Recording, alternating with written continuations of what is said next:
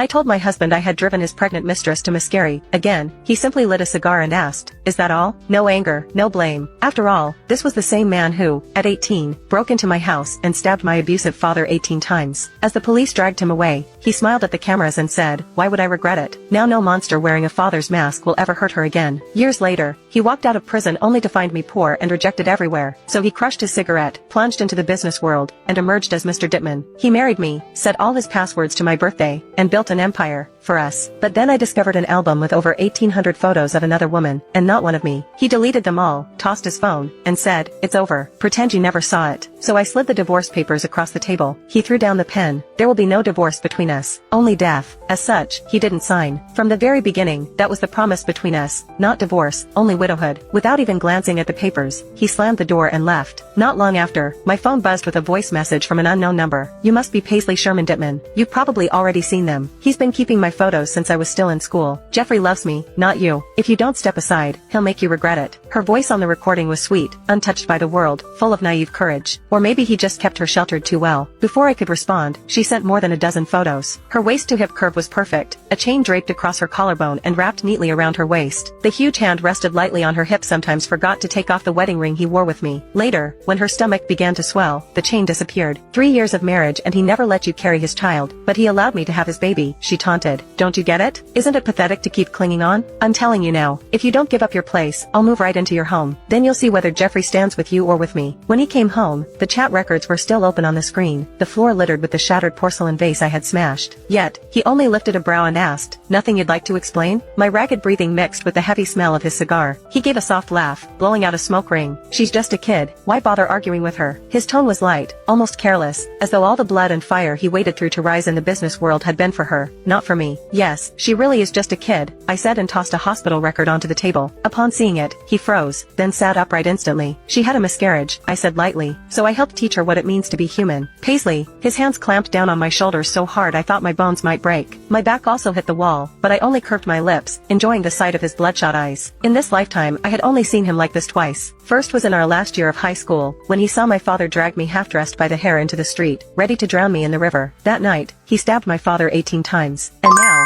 because this girl had lost his child, his grip tightened as he demanded an answer for my cruelty. "How rare," I whispered with a smile, "to finally see Mr. Dittman lose his composure." I laughed without a hint of remorse. "You're a woman yourself. How could you do something like that to her?" he shouted. "You said it yourself. There will be no divorce going on between us, only widowhood." I leaned in close and continued, "So, Mr. Dittman, if you won't kill me, then I'll have to kill the two of you." Just then, blood dripped onto the floor, and only then did he notice the cut on my hand from when I was smashing